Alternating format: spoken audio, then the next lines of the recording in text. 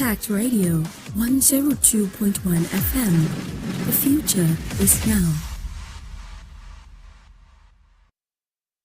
Do you know bad production can kill a great content idea? Do you want to have a photo shoot, audio production, or do you need a professional voiceover artist? Do you simply want unmatched cinematography, video production, or just event coverage, such as weddings, birthdays, or burials? Or do you need a space for meetings or conferences? All these are possible with High Impact Studios. Don't bring down your creativity, let's help you take it high. And out of this world with our state-of-the-art equipment and first-class studio space. We give you the quality you deserve at the best rate. For more details, call 0706 393 5694 or 0915 958 1881. High Impact Studios, the future.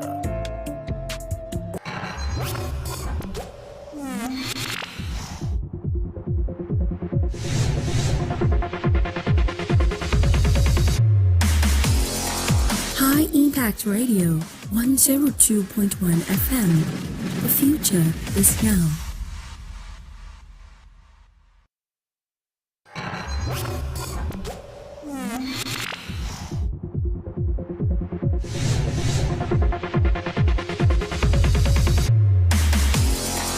High Impact Radio 102.1 FM.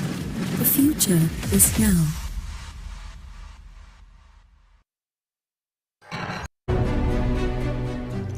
Hello and welcome to On Record, where every word matters on High Impact 102.1 FM. I am Olumide Shokoya. On the program, we discuss actions and inactions of government, ministries, departments, and agencies, as well as business and health affairs that shape our worldview. Now, the program also encapsulates personalities and institutions that make decisions that affect the lives of the people, one way or the other. And of course, we avail you, our listener, the opportunity of calling into the program and ask questions from our guest on the topic of discussion for today. Once again, welcome to On Record, where every word matters.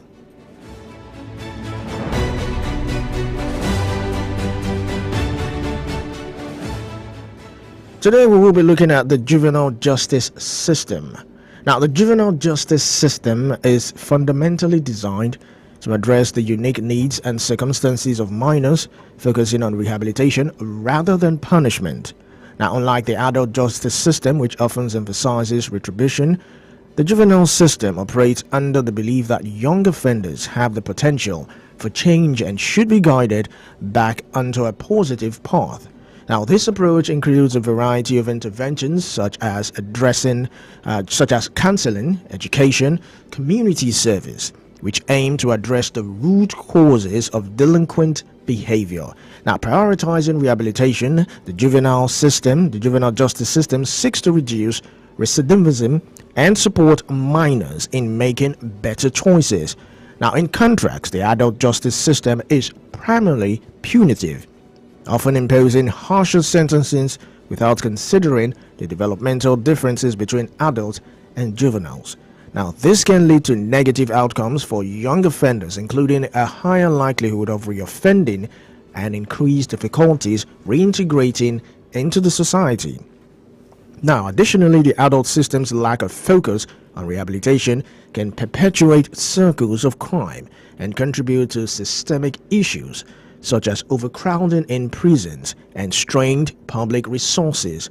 Now, by treating minors within a rehabilitative framework, the juvenile justice system not only aims to protect young individuals, but also promote safer communities in the long run. Now, while we go on the break, we will open the phone line. That's 0700 1021 1021, 0700 1021 1021. Now, in the meantime, you can also send WhatsApp messages to 0907 224 5018, 0907 224 5018. We're live on YouTube and on X, formerly known as Twitter, at High Impact 102.1 FM, and also on Facebook at High Impact Studios at High Impact 102.1 FM. You can also watch us live on High Impact TV on Nikonsat 42 degree east. So we'll take a breather here now and return to bring in the conversation. Please stay tuned. On Record.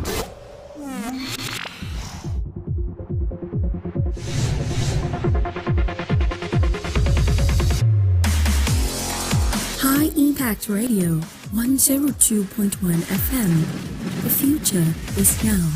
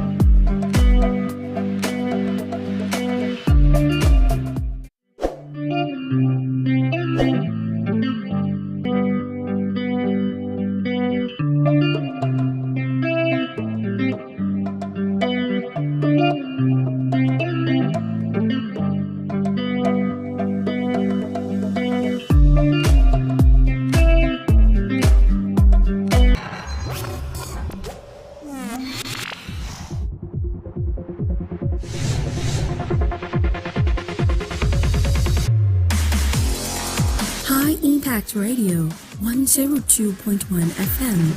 The future is now.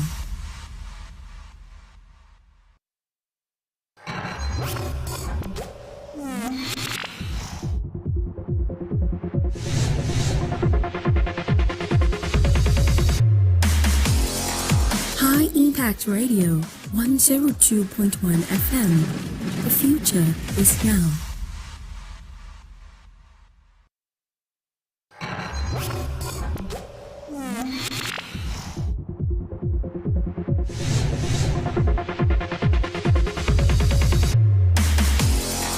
High Impact Radio 10.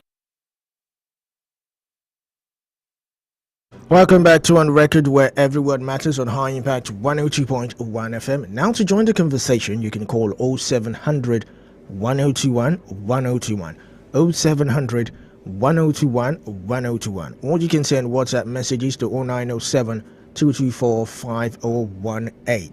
0907 224 5018. We're live on YouTube and on X at High Impact 102.1 FM, and on Facebook at High Impact Studios at High Impact 102.1 FM, and you can also watch us live on High Impact TV on Iconsat 42 degree east. Now the topic for the day is juvenile justice system, the structure and purpose of the juvenile system compared to the adult system. And joining us via phone call is Barrister Tunji Abdulhamid. He is a legal practitioner. So glad to have you this morning. Good morning. Happy New Week. Good morning. Thank you for having me. It's nice to be with you. All right. Thank you for joining the program. So we're looking at the juvenile justice system. So let me start by asking, I know some might have heard of it, some might have not heard of it, and regarding what happened last week, that brought about a bit of uproar in the court, in the Federal High Court, when about 73 offenders and bad governance protesters were charged to court for treason. And there was an outcry that some of these children were below, or some of these minors were below age 18 and all that, and they've been locked up. They were locked up for about 93 days, and as at last week, the court adjourned the next hearing to next year, January, though the Minister of Justice has said he would step into the case and all that. But away from all that, what is the primary goal of the juvenile justice system? The primary goal of the juvenile system, or even the adult system, are similar. The goal of anybody that has been taken to court is to either is to punish, deter, and to rehabilitate them. That is the essence of justice system, whether for adult or for juvenile. They have a similar or the same objective, is to make them become better. But in this part of the country, we see once you are charged for a criminal offense, you see it as a way to make you more hardened, not to correct you. And that's why I don't agree with that act on a correctional center that will happen today, because it's just a mere name without any correlation to what it requires. So for me, the objective is to ensure that, look, you are people are deterred, and you suffer for the. You are punished. No, I don't want to use the suffer. You are punished for the offense you have committed, for the acts you have done, and to also serve as a place to make you think otherwise and become better. All right, so I'd like to ask this question. I know a lot of Nigerians would want to also ask, what age range falls under the juvenile justice system or the juvenile correctional center? What age range? Yeah, you see, there are two laws in this respect that I know. Child Right Act said that you are a child or a minor when you are below the age of 18. Yes. While the Children and Young Persons Act says that, look, if you are between 7 and 14, you are considered as a child. If you are between 14 and 17, you are considered as a young man, as a young child. So these are the age limits of. So in other words, summarily, if you are between the age of 1 to 17, you are considered as a child or as a minor. Now, I would like to ask this particular these two acts that you mentioned. I did a research on it, and I found it a bit conflicting because if you look at the case going on now, they were sentenced, they were remanded in Kuje prison, while one would think that they will be remanded in the Justice Correctional Center or something like that. So these two acts, don't you see a bit of conflict in it? And won't people or won't lawyers or defendants counsel use this to argue in court as to whether or not to put certain individuals or minors in the correctional center or a juvenile correctional center? No, there are none of them that say so. I tell you can draw me to my attention to the section. None of them says you should put a juvenile in an adult cell. There is none of them. In fact, both of them emphasize the fact that look, minor, the detention or put it should be the last resort for a minor. In other words, because you must put into consideration their education, their health, their welfare, and everything. And it becomes important or pertinent for you to detain them because of the nature of the offense committed. Because to be clear, it is not illegal or normal for a child to be detained. It is not normal. It is not prohibited by law. A child can be detained if he is found guilty of committing a serious offense. The detention here is that unlike the adults, where they are taken to correctional center or police or whatever station, the law prescribes, particularly the Child Right Act, that there must be a place called government accommodation. In other words, a special facility, just like what they did to what was alleged that was done to he or she, that is Bobrisky. Yes. Where you were told that he was offered a special apartment. Those are the kind of things the law prescribes. That if a child or minor is involved and there's a need for him to be detained, he must not be taken to adult care. There must be a special place called government accommodation where they will be kept and they will be treated like they will be given whatever they need. You see, because once you are even adults, once the fact that you are being alleged of an offense does not mean you are now guilty. No, you are still presumed innocent. On the contrary is proof. So in other words, you are still like a normal being. Your right of movement is just being restrained at that moment for you because you are not sure whether or not you will not escape justice or you will not run away. That is why, and because the offense you have committed described that you must not be ordinarily be given a bail. Probably that is the issue. So, but for me, the two acts did not say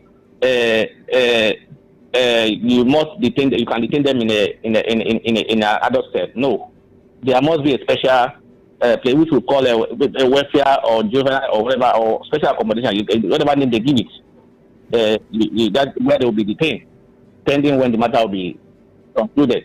And by our law, Administration of Criminal Justice Act, even the Child Right Act, prescribe that when the child is involved, even an adult, when you are informed, it's a criminal matter, it must be disposed of speedily.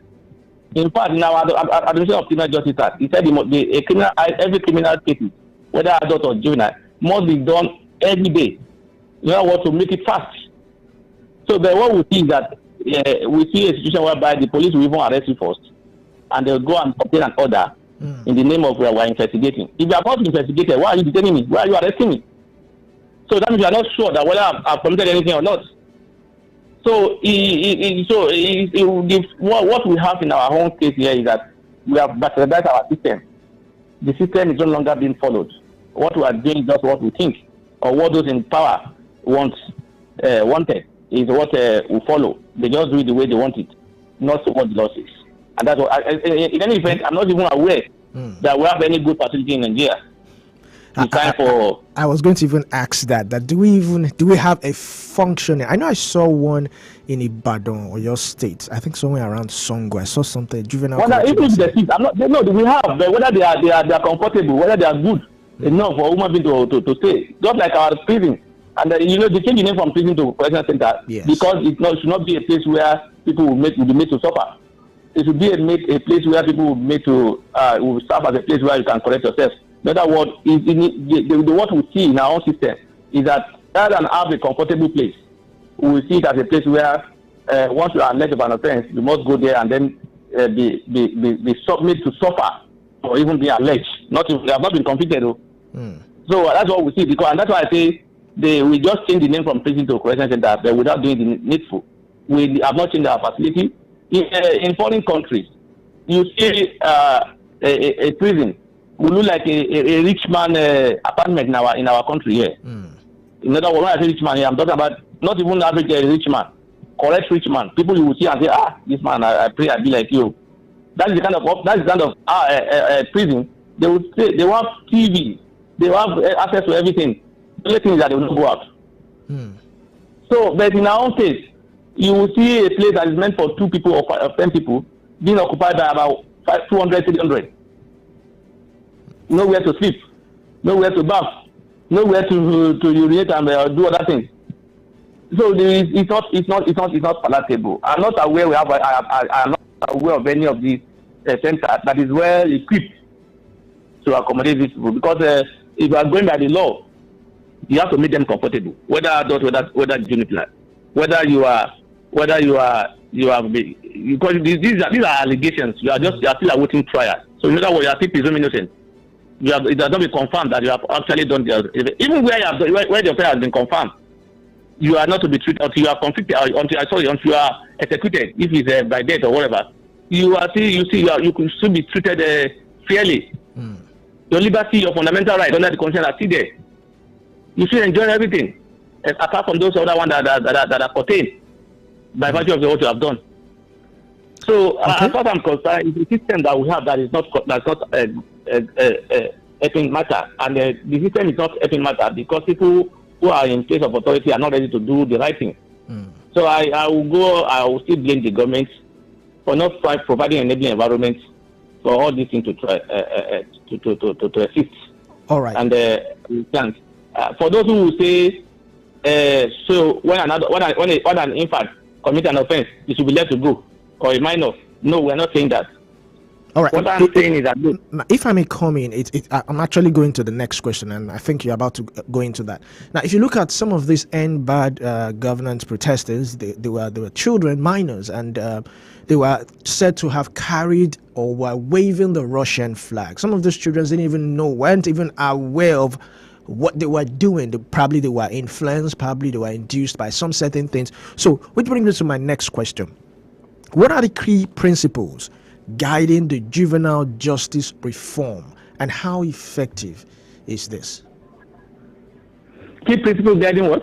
The juvenile justice reform, and how effective? Reform or the way to be, or trial. No, I'm talking about the reform when they are being taken to the juvenile correctional centers. What are the key principles? That's what I'm saying. It's not. If we use the word reform, it's a different thing. The juvenile trial. Or rehabilitation. Yes, administration. That would be appropriate. Okay. Because if you say reform, some people will be misled to understand otherwise. Right. You see, like I said, the system, the juvenile system and that of the adult system are not a bit different. The few differences are that look, the minor must be treated specially. That is the only difference in there. Just like adult, when you are taken to court, you'll be asked to, you'll be given fair hearing, you'll be asked to plead, the charge will be read to you, and then you'll be asked whether you understand it or not. The same thing applies to the minor. The minor will have to, and in the case of minor again, their parents are required to be there whenever they are being charged. Unlike an adult, because they are seen as not being able to know. So they are what's it called? Their parents is required to be there. And then when the charge is read to them, they will be asked questions as to whether or not they properly understand what the impact or the consequences of what they say they have done. They have to, when we talk about that, so the system is more or less like the same thing. And then when it comes to that, you follow all the normal processes that is required of a normal proceeding or in criminal trial. But like I said, in the minors, you have to put their interest into consideration. You have to put their education into consideration. You have to put their welfare into consideration. And when it become apparent, just like I said earlier on, that they will not be allowed to go home because it appears a prima facie case has been established against them, or that they will not be granted bail, you must provide them with a special place to stay. You won't take them to the normal correctional center where adults are. So, but other processes regarding as to the criminal trials that applies to adults also applies to them. But with their own, they have other special privileges which have highlighted. They need to be, the parents have to be there. Okay. They need to have them. In fact, sometimes they will have the children ask the parents question too. Okay. They will, and then they will consider them very well. They put them where they have to be. They are not supposed. Generally, whether adult or minor, you are not supposed to be detained for more than 24 or 48 hours before being taken to court. But what we see in our country these days is it's as far as it has become a pattern. Police will arrest you, whether adult or young. They will go to court, obtain an order to allow them to detain you for further days or for 60 days or more for them to do investigation. It is abnormal. You don't arrest somebody if you don't have any evidence against them. If I may come in, now these minors now they're said to be children. So my question is, how do you try a minor, a child? How effective? How do you try them fairly? What considerations are put into? What factors are being used to judge or trial these minors? And is there a case, considering the crime, that will be so severe, or has there been any case scenario whereby a child is being tried as an adult due to the severity of the crime committed? No, I have said it. You see, the only thing there is a child or a minor or whatever can be tried for an offense. When you commit a crime, they won't leave you and say go. But it depends on the nature of the offense. If the offense is minor offenses and you are found guilty of that offense, the law encourage that you should not be sentenced to prison. You will be given either fine, you should be asked to do manual job, you will be asked to do other things to be able to punish you for what you have done, but not prison. And it's the last prison should be the last whatever. The where the offense is like the one that they call a prison. You know, prison is a very dangerous offense. In fact, ordinarily it's not bailable under our law, and that may be the reason why the judge think he or she can slash 10 million naira bail condition. So you have to go through those processes in that. But I've forgotten your question again. All right, I was asking that, is there any scenario where a juvenile has been tried as an adult due to the severity of the crime? I'm talking about murder or treason or something so severe. Is there a case? There have been cases. Even though I can't lay my hands on my head, but there have been so many cases. I have said it. The fact that you are an adult or you are a young man under the law does not mean you cannot commit crime. In fact, we have young men who are millionaires today. Who are young, there are some people who are under 17 that are very brilliant and they are very genius in doing what they are doing, and they can even commit crime in the process. So there are so many cases that even though I cannot lay my hands on one now, but there have been so many in court where juveniles or child will be involved, and then they will be tried, and then they will do what is needful. But like I said, once they are tried and they are found guilty, the process of taking them to prison is not the same thing as that of adults. You won't jail them where you put adults. You put them in a different place, because when you put them in that in the same place with adults who are criminals, you are trying to make them more hardened, or you are not even trying to achieve the objective punishment. That is to what's it called? Rehabilitate or even change your attitude. So there are so many. To answer your question directly, there are cases where children have been involved in crimes and they've been tried before the court. All right, you mentioned there are processes to follow. Once those processes are not followed, that will affect the trial or the proceeding. All right, before we go on a break, you mentioned something about the parents also being there. So I would like to ask, what role do guardians, parents, what role do they play in juvenile cases? Can they also be trialed as an extension of the crime committed by the minor? No, they cannot. They cannot. If they are not charged before the court, they can't be tried.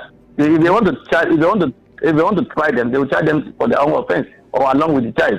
They are not charged. They are not charged for any offense. The fact that they are in court as a guardian or what's it called, or parent, that does not mean they are also. It's only in a Nigerian movie that we see that somebody will be in court and they will mention his name and the court will say, "Yeah, come out. You are also sentenced to 10 years imprisonment." That is not the practice under our law. You must be charged on your own, or you must be charged alongside with them for you to be this. They will be in court as what we call it guardian or parent. Because the law assumes that these people don't know their left from right. They don't understand it. So that it will be seen to be fair, even to the parents. The parents will see what is going on. In fact, in most minor cases, trials, most times they don't even allow people who are not part of the case to be in court while the trial is going on. They will ask other people who are not interested, who don't have interest in the case. When I say interest, yes, you are not a lawyer to any of the party. You are not the child. You are not the witness in the case. You are not the mother or whatever. You'll be asked to go out. Sometimes. That's the way it happens because they are minor. So, but when they are being tried with adults, it takes a different dimension because they will be tried together with adults if it's a serious offense. And like I said, the process that applies to adults also applies to them. All right, so I would like to ask, because still going back to what happened last week, these alleged minors, were detained for about 93 days. So my question is, how does the juvenile detention impact the mental health and well-being of these juveniles? They were not, in this case, they were not even detained at any juvenile center. They were detained alongside with the adults, which make it more unfortunate. Because it's unfortunate because you are trying to put a bad thing in the minds of the young ones. Somebody you want to correct, or somebody you think has done something wrong, and that you are supposed to even sanction, or by way of a correction. You are adding together with those who are seen as adults who are criminal, alleged. Then you are creating bad impression in their minds, and that's why you see some of them will go up tomorrow, and then they will hate the country. They want to do. They will see the country as not being fair to them, and they want to take back their own. They will have the opportunity. They want to, because these people who call Boko Haram today. These are some of the reasons they gave that they were abandoned, even though there's not an excuse for me. They were being told that their leaders were killed by the police, and therefore they must refrain. So when you do this kind of thing, you create a bad impression or wrong impression in the mind of the young or minor or the minors. When you create bad impression in their mind, you are not helping their psychology.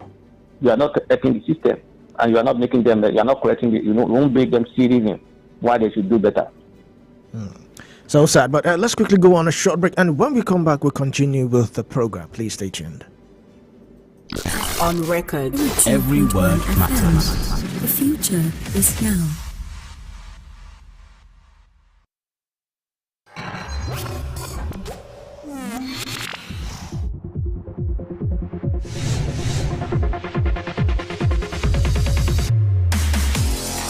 High Impact Radio 102.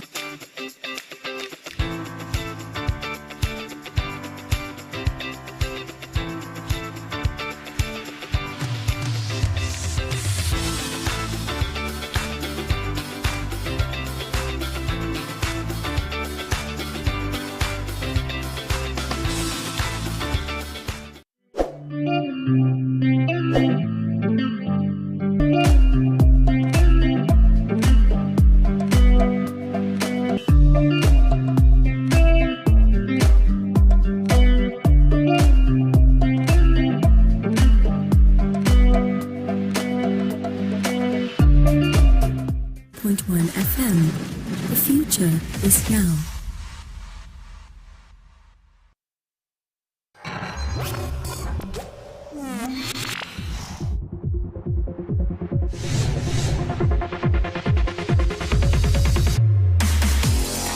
High Impact Radio 102.1 FM. The future is now.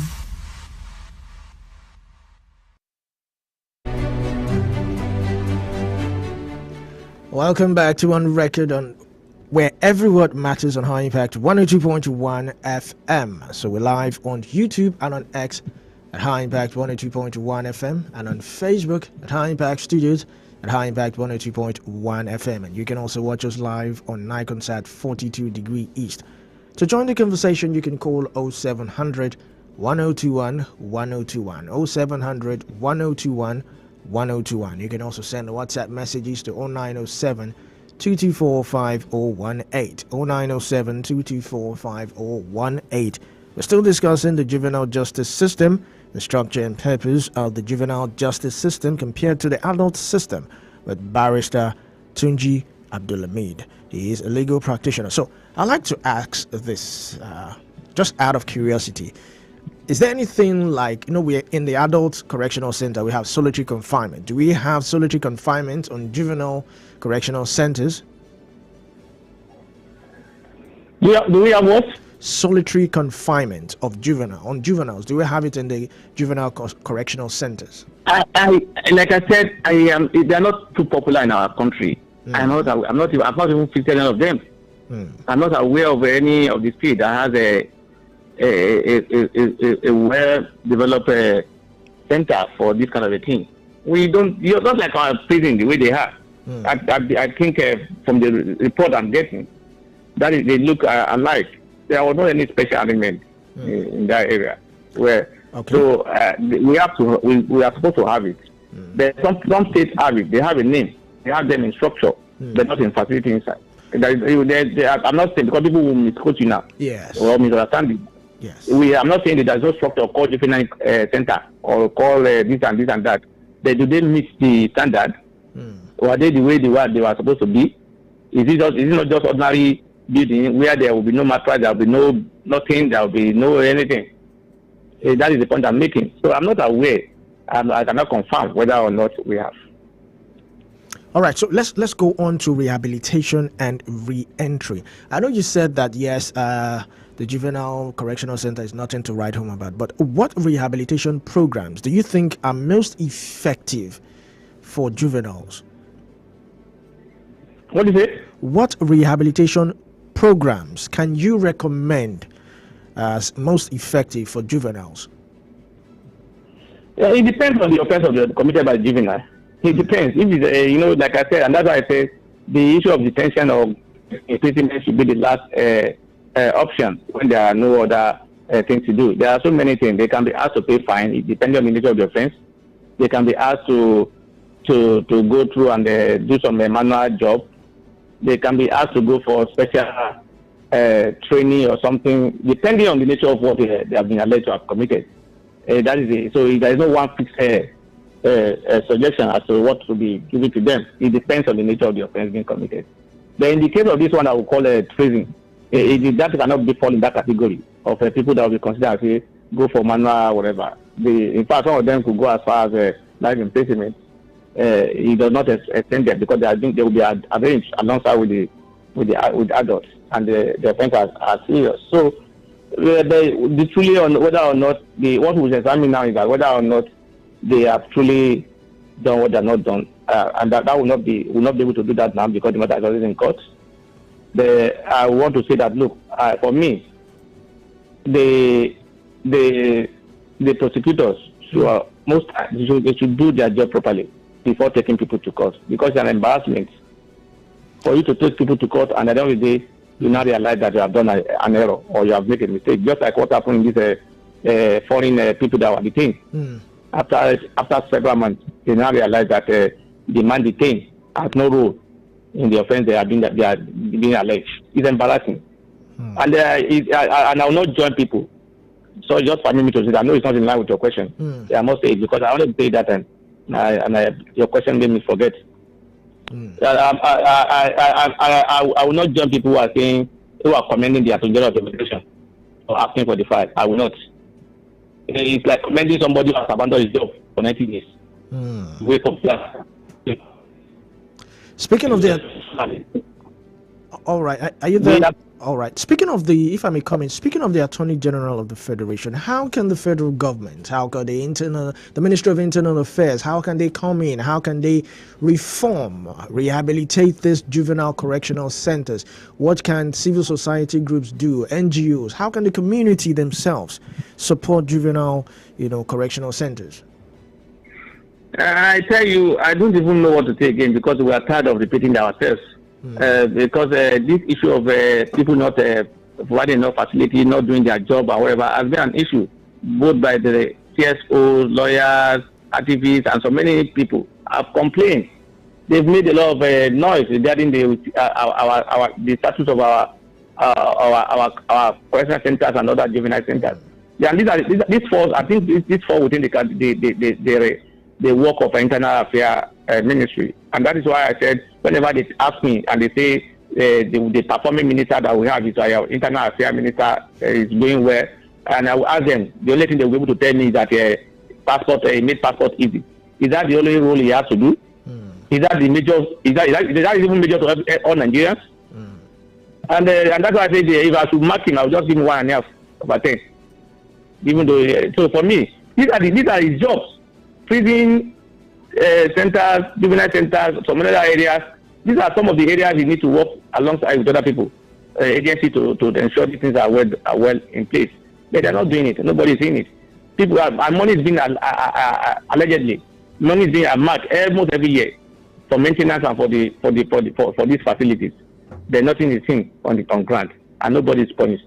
So it will be reputation if we are saying we are calling on anybody else. Everybody, those who are supposed to play their role have been playing their role.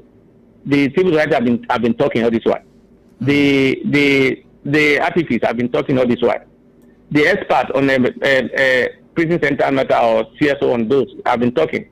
The government are aware that these structures are not good, and they will make promises, and they will go. Nothing will happen. So it boils to the fact that government is not responsible. And it's also responsive to the needs of the people. So we still have to call on the government to be able to do their job, and to also know where we will not lend on our efforts.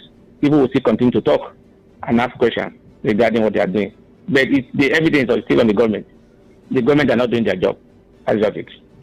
All right, like the case of this, the End Bad Governance protesters, that some were alleged to have, some are said to have that what they did, they were not even aware. Now, there's this saying that the tendency of a convicted criminal, rather, to re-offend or to go back to crime is always high. So how can recidivism rate among juveniles be reduced? What can be done, basically? What can you come again, please? How can recidivism rates among juveniles be reduced? The tendency of a convicted criminal to, go back to crime or reoffend. How can what? Recidivism. Okay. How can recidivism rates among juveniles be reduced? A lot of things are wrong with our system, and it's not only a lot of things are wrong with our system, particularly in some part of the country, when people citizens are not taken care of. When people are not when those who are in government who have to do their job are not doing the right job. When you arrest people, you don't even make any inquiry. You don't even find out what happened. Some are not even commit any offense. They'll just be picked on the road, and they will be there for years, whether adult or minor, and then nobody will know where they are. I've seen people who have been in custody for 9 years, 10 years without trial. In fact, those who put them there have even forgotten that they were the one that sent them there. Because there's a particular case I handled. It was sent to me by the state government. I won't mention the name of the state. As a pro bono case. Pro bono.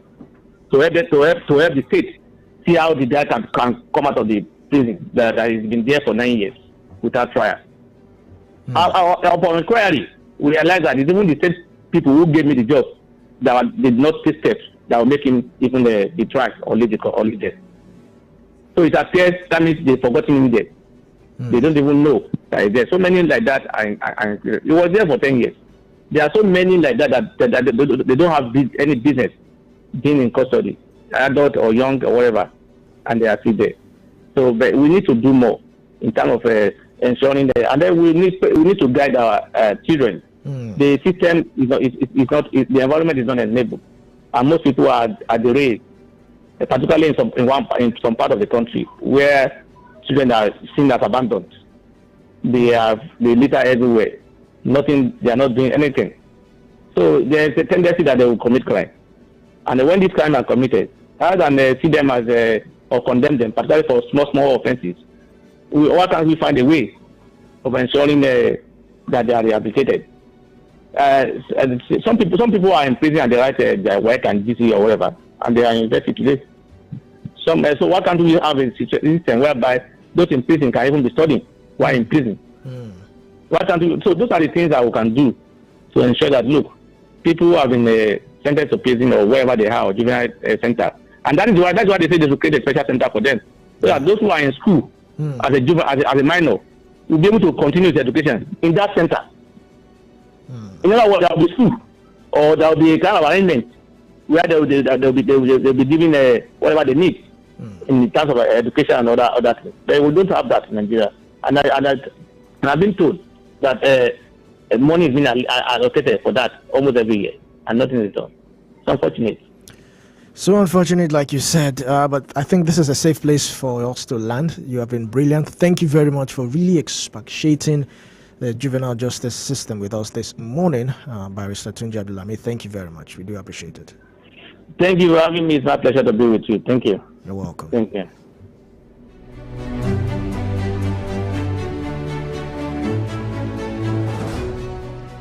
So we have been discussing juvenile justice system with Barrister Tunji Abdulhamid. It has been quite exhaustive, it's been quite elaborate and impactful conversation. But this is where we round off the program this morning on record, where every word matters. Many thanks for tuning in. Many thanks to the producers, audio engineers, and everyone who took part to make this program possible. If you enjoyed the program, let's do this again tomorrow. Same time, same station. Keep listening to High Impact 102.1 FM. Keep watching High Impact TV on Nikonsat 42 degree East. I am Olumide Shokoya. Good morning. On record.